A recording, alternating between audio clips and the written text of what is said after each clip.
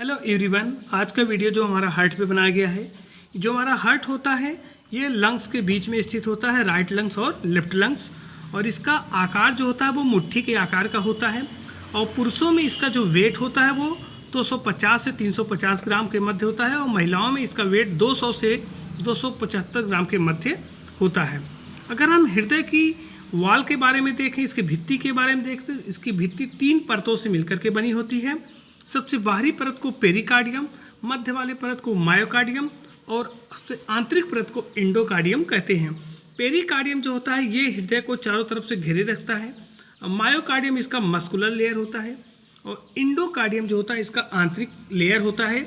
जो एंडोकार्डियम होता है ये वाल्व यानी कि कपाट को और इसके चैम्बर को सुरक्षा प्रदान करता है। इस तरीके से हम दिए हैं, एंडोकार्डियम वाल्व और हार्ट चैम्बर को सुरक्षा देता है। और हमारा हृदय कंटिन्यूअसली सिकुड़ता और फैलता रहता है। इसी एक्टिविटी के कारण शरीर के सभी हिस्सों में उपस्थित ब्लड वेसल्स के द्वारा ब्लड को भेजता है, यानी कि शरीर के सभी हिस्सों में ये ब्लड को भेज सकता है। अब यहाँ पे हम हृदय को देखें तो इसको हम 2 पार्ट में डिवाइड कर सकते हैं, right heart and left heart. इसको डिवाइड करने के लिए यहाँ पे एक मसल्स लेयर पाई जाती है। इस मसल्स लेयर को हम सेप्टम कहते हैं, यानी कि सेप्टम के द्वारा राइट और लेफ्ट हार्ट को हम डिवाइड कर सकते हैं। अब यहाँ पे अगर हम देखें ये हमारा हार्ट जो होता है ये 4 चैम्बर्स का बना होता है। लेकिन उससे पहले हम देखते हैं जो ब्लू पार्ट में दिखाया जा रहा है इसे हम वेन्स यानी कि सिरा कहते हैं, और जो रेड पार्ट में दिखाया गया उसे हम धमनी यानी कि आर्टरीज कहते हैं। और वेन्स के द्वारा क्या होता है ये हमारे शरीर में, हमारे हृदय में अशुद्ध रुधिर को लाता है और धमनी के द्वारा पूरे पार्ट में शुद्ध रुधिर को भेजता है। तो इस तरीके से हम दिखा रहे हैं कि जो हमारा हार्ट होता है वो 4 चैम्बर में डिवाइड है। ऊपर वाले जो 2 चैम्बर है उसे हम एट्रियम और हिंदी में इसे हम अलिंद कहते हैं, और जो नीचे दिखाया जा रहा है उसे हम वेंट्रिकल या हिंदी में इसे निलय कहते हैं। तो एट्रियम और वेंट्रिकल इस प्रकार से टोटल 4 चैम्बर होते हैं। 2 एट्रियम ऊपर हो गए और 2 वेंट्रिकल नीचे हो जाते हैं लेफ्ट और राइट में।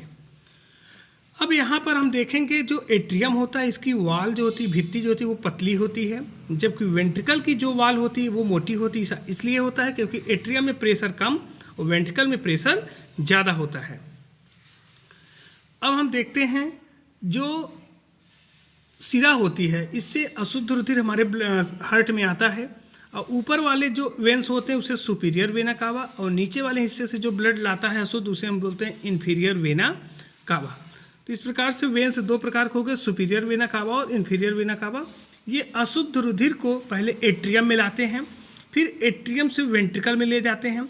एट्रियम और वेंट्रिकल के बीच में एक वाल्व पाया जाता है जिसे हम ट्राइकस्पिड वाल्व कहते हैं, जिसको हम इस प्रकार से प्रदर्शित कर सकते हैं। ये है ट्राइकस्पिड वाल्व। उसके बाद ये फिर पल्मोनरी वेन्स पल्मोनरी वाल्व से होते हुए और पल्मोनरी आर्टरी से होते हुए लंग्स में जाता है, जहाँ पे ये शुद्ध रुधिर हो जाता है, अर्थात CO2 को वहाँ पे छोड़ता है और O2 को ग्रहण करके फिर ये शुद्ध रुधिर को ले करके पल्मोनरी वेन्स के द्वारा ये लेफ्ट एट्रियम में आता है, फिर लेफ्ट एट्रियम से लेफ्ट वेंट्रिकल में जाता है, फिर लेफ्ट वेंट्रिकल और लेफ्ट एट्रियम के बीच में यहाँ पे एक पाया जाता है वाल्व जिसे मिट्रल वाल्व कहते हैं या बाइकस्पिड वाल्व कहते हैं।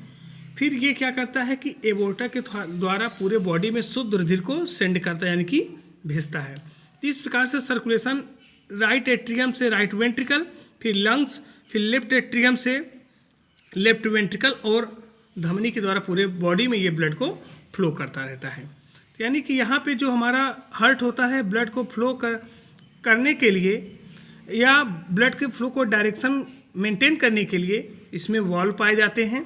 यहाँ पे जो ट्राइकस्पिड वाल्व हो गया और एक बाइकस्पिड वाल्व हो गया। इसके अलावा यहाँ पे पल्मोनरी वाल्व्स भी पाए जाते हैं और सेमी ल्यूनर वाल्व्स भी पाए जाते हैं। यानी कि ब्लड को डायरेक्शन को ठीक करने के लिए हार्ट में 2 प्रकार के वाल्व पाए जाते हैं, ट्राइकस्पिड एंड बाइकस्पिड।